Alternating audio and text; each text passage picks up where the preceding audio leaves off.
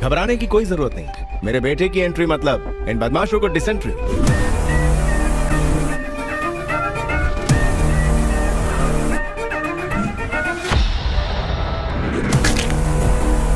कौन है रे तू?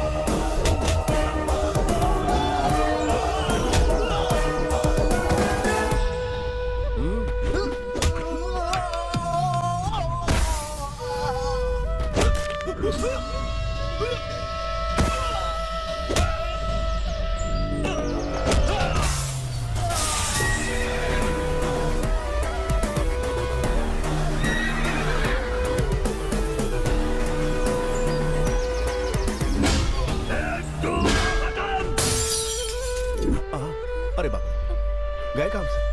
अब इनका क्या होगा?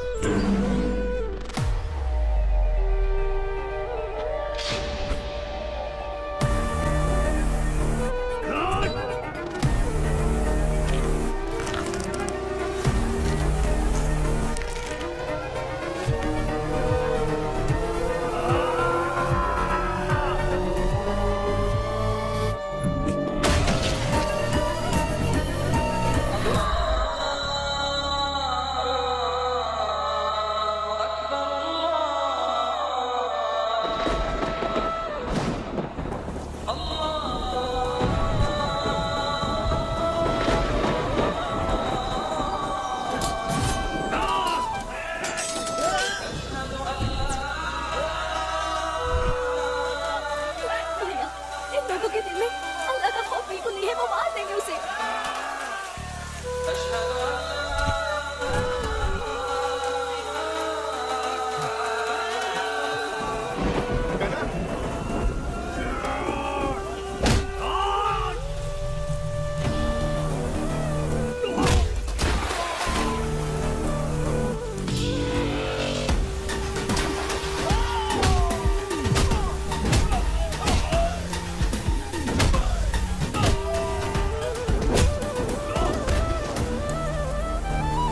तू मुझे मार रहा है? जानता है मेरा नाम क्या है? तेरा जो भी नाम, क्या तो खुद को बचा पाए, क्या खुद को पिटने से रोक पाए?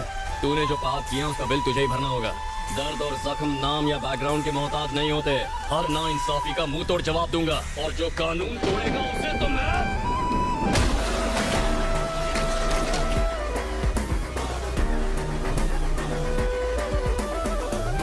बहन जी, कोई जरूरत नहीं, बिल्कुल मत घबराइए।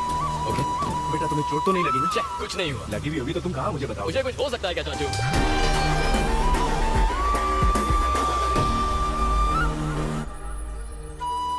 जयप्रकाश, तुमने अपने लोगों का भला करने के लिए और गांव में विकास के काम शुरू करने के लिए नौकरी से वॉलंटरी रिटायरमेंट लिया। I am so proud of you. कैसे आना हुआ? उमापति, मेरा जो अनुभव है मैं पूरे गांव को उसका लाभ देना चाहता हूं, पर आए दिन हो रहे कत्ल को रोकना मुश्किल हो रहा है। मुझे उम्मीद है सीएस होने के नाते तुम मेरी मदद जरूर करोगे। क्या कहा? कत्ल? कौन करवा रहा है? विक्रम धनुष। कल उसने इनके पिता को मार दिया। पता नहीं ये खून खराबा आखिर कब रुकेगा। आखिर उसकी प्रॉब्लम क्या है? इसे देखिए, या हरे रंग में ये खेती की जमीन है, 1000 परिवारों के लिए जीवन का आधार है। लेकिन वो लोग ऑयल रिफाइनरीज के लिए यहाँ पाइपलाइंस बिछाना चाहते हैं।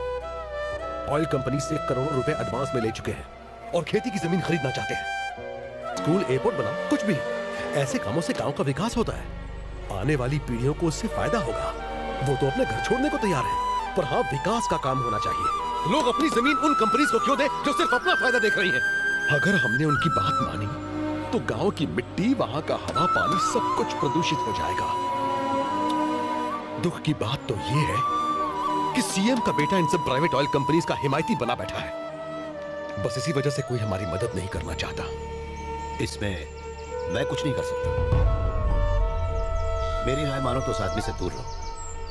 तुम्हें लगता है सीएम की वजह से लोग चुप हैं? ऐसा नहीं। अंकल जी, मैं सीएम का बेटा हूँ, नाम तो सुना होगा, विक्रम धनुष। हाँ हाँ, और बताओ यहाँ कैसे आना हुआ? मुझे आपकी जमीन चाहिए। आपके बेटों से बात हो गई है, वो लोग रजिस्ट्रार ऑफिस में हैं। अगर आप भी आ जाते तो। बेटे तो तैयार होंगे ही ना, भला उन्हें इस जमीन से क्या लगा होगा? मैं जानता था एक दिन वो ऐसा ही करेंगे, इसलिए मैंने अपनी वसीयत कर दी है। क्या कर दी ना गलती?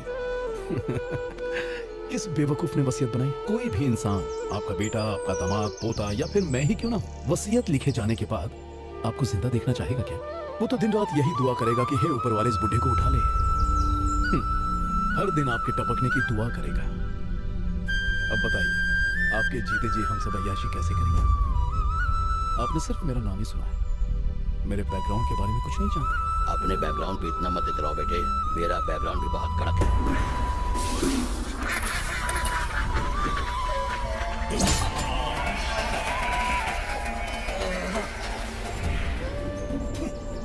बैकग्राउंड की बात करता था, हो गया ना अंडरग्राउंड। तेरा बाप मर चुका है, बस ये दिखा के रजिस्ट्री करवा ले। बोलिए मैडम। वकील साहब, हम आर्मी फैमिली से हैं। मेरे शौहर अनवर बॉर्डर पर लड़ते हुए शहीद हो गए थे। उनकी इस बहादुरी और शहादत के लिए सरकार की तरफ से हमें 16 एकड़ जमीन खेती के लिए दी गई थी, लेकिन एक बिल्डर ने वो जमीन हड़प ली है। उसने वहाँ पर कब्जा कर लिया है। मेरे दामाद ने आवाज उठाई तो उसे घसीट कर ले गए। ये तो नाइंसाफी है, पुलिस ने कुछ नहीं किया। पुलिस, एमएलए सब उससे बहुत डरते हैं वकील साहब। किसी ने कुछ नहीं किया, मैं करूंगा। लाइए फाइल दीजिए, उन्हें तो मैं घसीटते हुए कोर्ट लेकर जाऊंगा। नाम क्या है उसका? मसूद पहलवान है उसका नाम।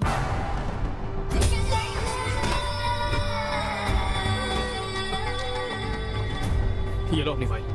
देखो बहन, मसूद के खिलाफ मैं ही क्या शहर में कोई केस नहीं लड़ेगा।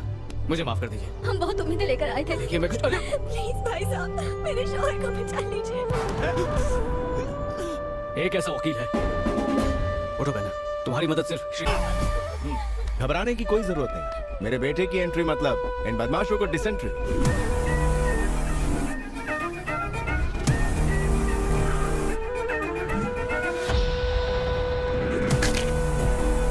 कौन है रे तू?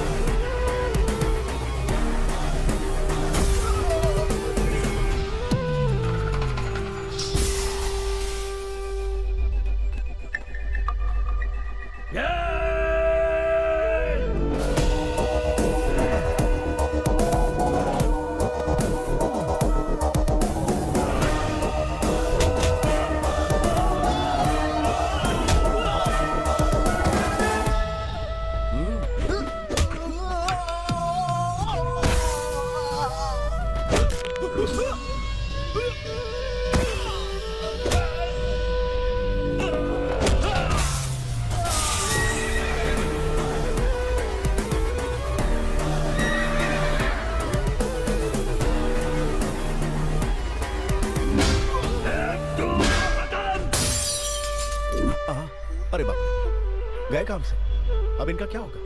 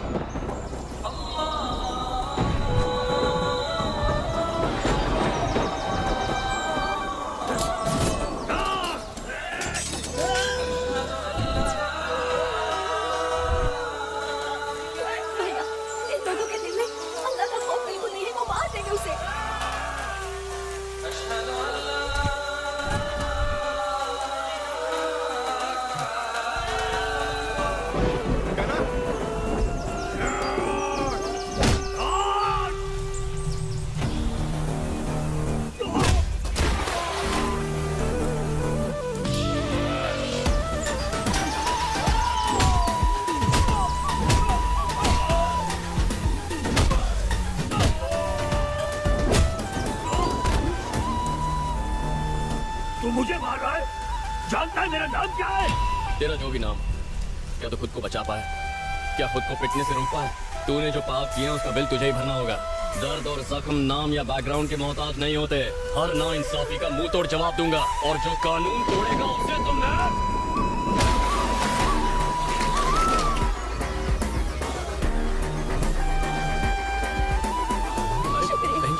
कोई जरूरत नहीं, बिल्कुल मत घबराइए। ओके बेटा तुम्हें चोट तो नहीं लगी ना? छे, कुछ नहीं हुआ। लगी भी होगी तो तुम कहाँ मुझे बताओ। मुझे कुछ हो सकता है क्या चाचू?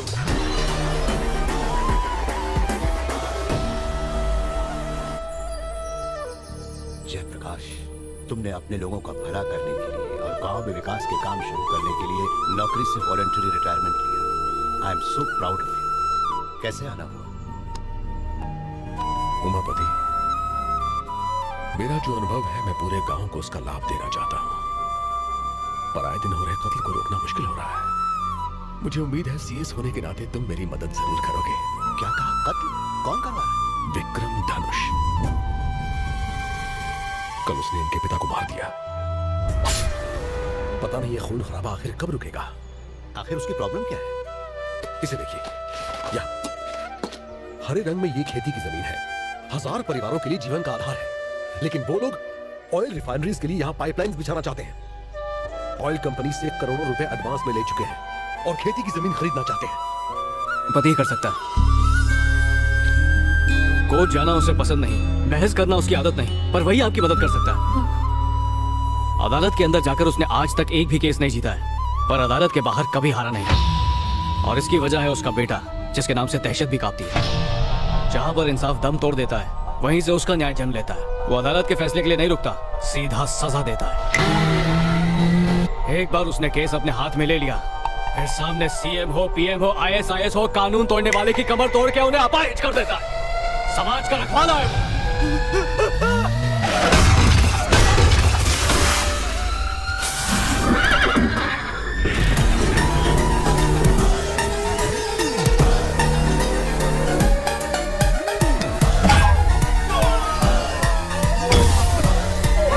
किसान अपनी थोड़ी जमीन सेक्रीफाइस करने को तैयार है। डेवलपमेंट हो तो कोई प्रॉब्लम नहीं। रोड, हॉस्पिटल, स्कूल, एयरपोर्ट बनाओ, कुछ भी। ऐसे कामों से गांव का विकास होता है। आने वाली पीढ़ियों को उससे फायदा होगा। वो तो अपने घर छोड़ने को तैयार है, पर हाँ, विकास का काम होना चाहिए। लोग अपनी जमीन उन कंपनीज को क्यों दे जो सिर्फ अपना फायदा देख रही हैं? अगर हमने उनकी बात मानी तो गांव की मिट्टी, वहां का हवा, पानी सब कुछ प्रदूषित हो जाएगा। दुख की बात तो ये है कि सीएम का बेटा इन सब प्राइवेट ऑयल कंपनीज का हिमायती बना बैठा है। बस इसी वजह से कोई हमारी मदद नहीं करना चाहता। इसमें मैं कुछ नहीं कर सकता। मेरी राय मानो तो उस आदमी से दूर रहो। तुम्हें लगता है सीएम की वजह से लोग चुप हैं? ऐसा नहीं है।